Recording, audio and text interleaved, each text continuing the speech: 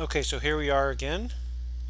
I've fixed up our picture a little bit, so now we have our rod. I've shown it in red here with the uniform charge density that's negative, and our charge Q with a positive charge, which is positive, and this particle also has mass m. Okay, so the geometry is as shown. So let's imagine now that the rod is fixed. And what that means is that the charge Q will accelerate towards the rod, and I'm indicated that by this acceleration A in blue. Okay, so what we want to do is find the acceleration. Okay, so first let's use the Lorentz force. Let's use Maxwell's equation in particular. Let's calculate the Lorentz force on the charge Q. Okay.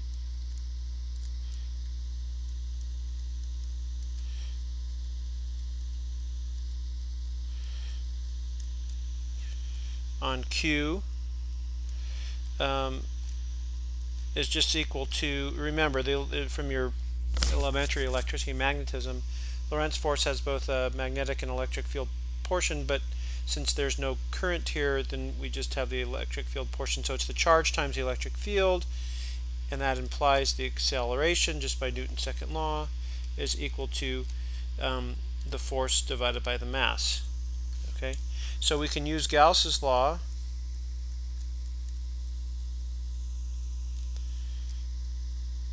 to find the electric field.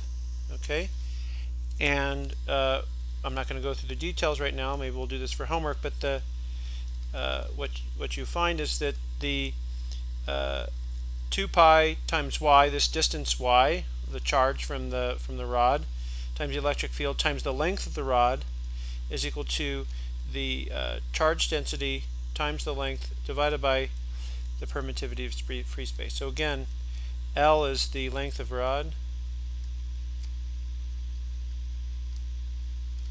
and this is the permittivity of free space.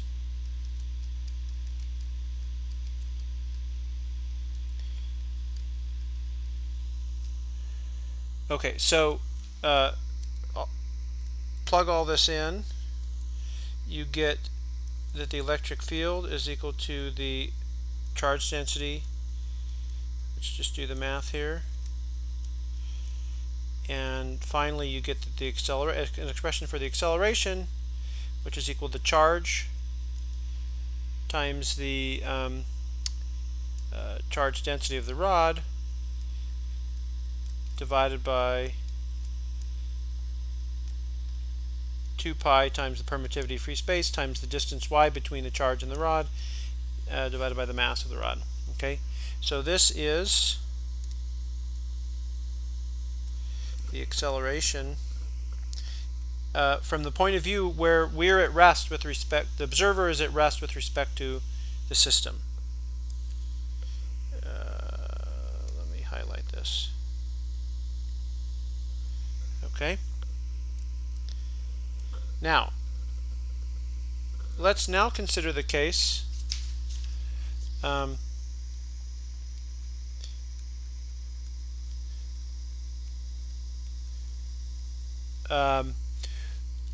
the same situation. Oh my gosh, this is getting kind of crazy. Consider the same situation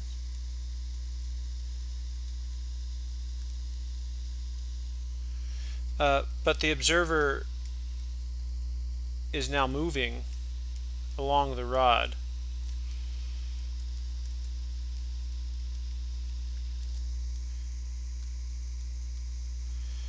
Is moving along the rod with the speed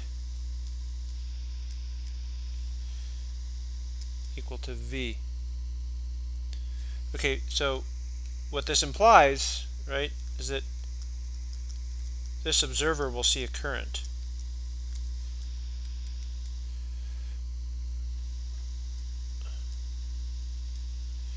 Because the charge density of the rod is uniform and you're moving with respect to that, so it looks like a current. And the current value is equal to the charge density times the velocity of the observer.